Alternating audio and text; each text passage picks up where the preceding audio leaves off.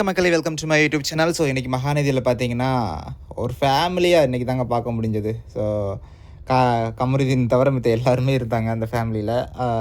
காவேரியோட அக்கா, தங்கச்சி 4 பேர், காவேரியோட அம்மா, அப்புறம் நிவின் அவரும் வந்திருந்தார். ஸோ சூப்பராக இருந்தது பார்க்குறதுக்கு. அது மட்டும் இல்லாமல் காவேரியோட அக்கா வந்து போய் கேட்பாங்க, நீ விஜயவே கல்யாணம் பண்ணிக்கிற வேண்டி தானே, நீ எவ்வளோ நாள் தான் உனக்கு வயசாகிட்டே போகுதில்ல அப்படின்னு சொல்லிட்டு உடனே காவேரி சொல்லுவாங்க, நான் கல்யாணம் பண்ணிக்க தான் போகிறேன், கல்யாணம் பண்ணாமலாம் இருக்க மாட்டேன், பட் விஜயை தவிர அந்த ஆளை தவிர மற்ற யாரை வேணாலும் நான் கல்யாணம் பண்ணிக்கிறேன், அது உனக்கே தெரியும்ல அப்படின்னு சொல்லிட்டு காவேரி சொல்லிகிட்டு இருப்பாங்க.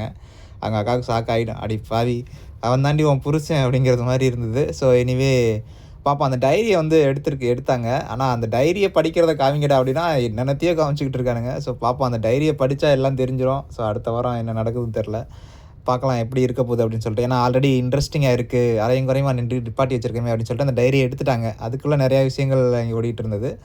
பார்க்கலாம் அந்த டைரியை படித்ததுக்கப்புறம் காவேரியோட ரியாக்ஷன்ஸ் எப்படி இருக்குது, ஸோ அதுக்கப்புறம் அவங்களுடைய எண்ணங்கள் மாறுமா என்ன அப்படிங்கிறது வந்து அதுக்கப்புறம் தான் தெரியும். ஸோ எனிவே அதுக்கப்புறம் நிவின் வந்து விஜய் வீட்டுக்கு போய் ரொம்ப நேரம் பேசிக்கிட்டு இருப்பாங்க. அதுவும் கேட்குறதுக்கு நல்லா தான் இருந்தது. ஸோ பார்க்கலாம் என்ன நடக்க போகுது அப்படின்னு சொல்லிட்டு. உங்களுடைய கருத்தை கமெண்ட் பண்ணுங்கள், நானே தெரிஞ்சுக்கிறேன். தேங்க்யூ.